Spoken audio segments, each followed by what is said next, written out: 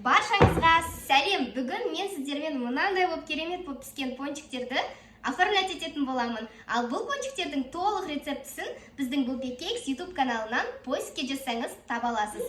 Олай болса, біз бүгін осы пончиктерді оформлять ету үшін екі түрлі шоколад керек. Бірі қара, екіншісі ақ шоколадты пайдаланатын боламын. Ең бірінші кезекте біз бұл шоколадтарды микроволновкада импульсті түрде ертіп алуымыз керек. Ал шоколадтарды сұйылту үшін бізге күнделікті тамаққа пайдаланатын сұйық май қажет, яғни аз-аздан екеуіне де кішкене құятын боламын.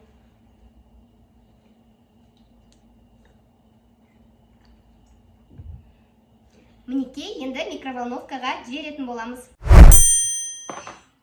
Ал міне біздің шоколадтарымыз осындай болып еріп тұр. Қасықтың көмегінен ақырындап араластырамыз. Қатты ысытып жібермеңіздер, себебі шоколадымыз күйіп кетуі мүмкін. Аз-аздан микроволновканы өшіріп, қосып, солай ерткен дұрыс. Ақ шоколадымыздың сұйықтығы қанағаттанарлық. Мінекей осындай болып құйылып тұру қажет. Мына жерде лайфхак: бірінші қасықты ақ шоколадқа салсаңыз, артынан қараға салуға болады. Ал қараға салсаңыз, артқа сала алмайсыз. Ал қара шоколад бізде кішкене қоюлау сияқты. Сол себептен кішкене тағы да сұйық май қосып жіберемін. Мінекей, біздің қара шоколадымызда енді әдемі болып құйылып тұр. Толығымен шоколадтардың еріп кетуін қамтамасыз ету керек. Сол себептен ұзағырақ қозғағаныңыз дұрыс болады. Ішінде ешқандай қалдықтар қалмағаны дұрыс. Менде мынандай сеточка бар. Сіздер тарелкаларға салсаңыздар да болады. Ал олай болса, бастаймыз. Бірінші қарадан бастағым келіп тұр. Бір шеті жайпақ болады, бір шеті дөңгелектеу болады. Әдемі сторонасын, әдемі шетін алып, осылай шоколадқа жартылай батырып аламын.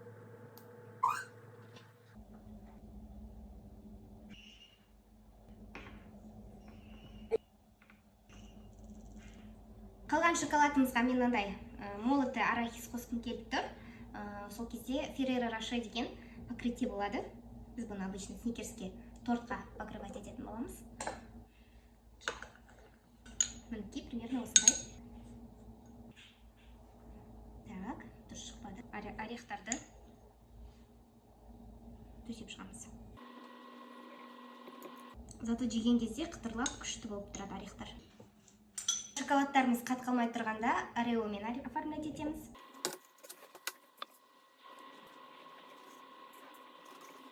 Енді мелкие ягодымен оформлять еткім келіп тұр. Ол үшін біз мынандай голубикаларды көрсеткім келіп тұр. Так, какую? Вот это давай.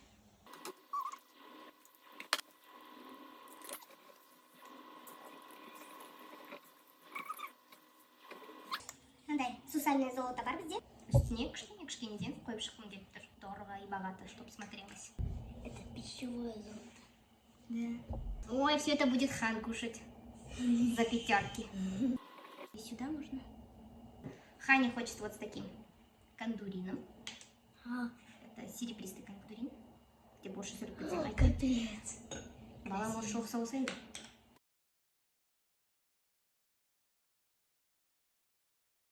Бірінші партия бітті. Бұларды енді біз холодильникке саламыз.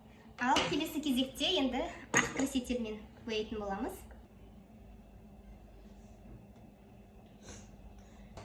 Ақырындап сары түске бояғым келіп тұр.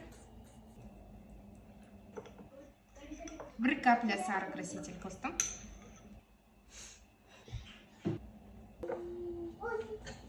Красканы екіге бөлгім келіп тұр. Ой, шоколадты екіге бөлгім келіп тұр.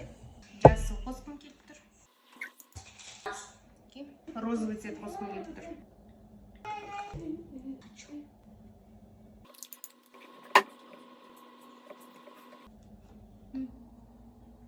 Бізде тағы да пончиктеріміз қалды, сол себептен тағы да ақ шоколадты ертіп, енді көк цветке бояғымыз келіп тұр.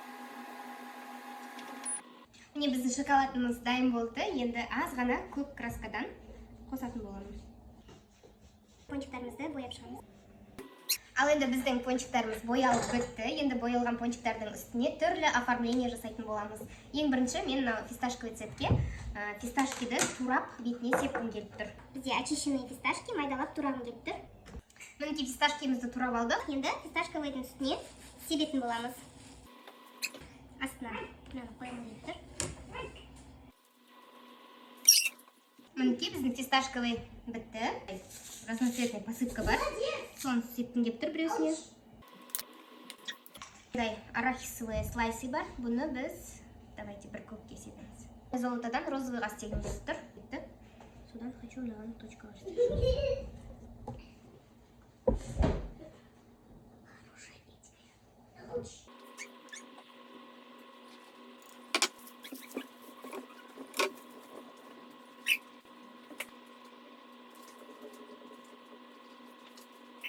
Екінші түрлі оформлениесі де аяқталды, өте әдемі болды деп ойлаймын. Олай болса, бұны да холодильникке салып қатыратын боламыз.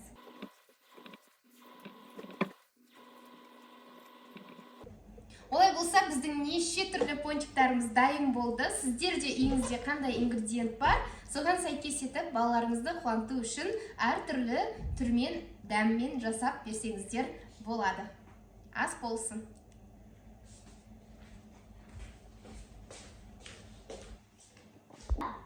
Ал олай болса, достар, біздің пончиктарымыз неше түрлі болып дайын болды. Сіздер де үйіңізде түрлі ингредиенттерден осындай әдемі пончик жасап балапандарыңызды қуантсаңыздар болады. Ал біздің Бупе Кейкс YouTube каналымызға жазылып, лайк басып, комментарий қалдыруды ұмытпаңыз.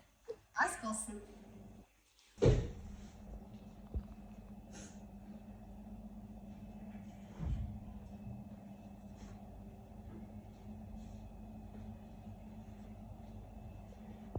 Олардың ішінде маған ең қатты ұнап тұрғаны мынандай и мынау.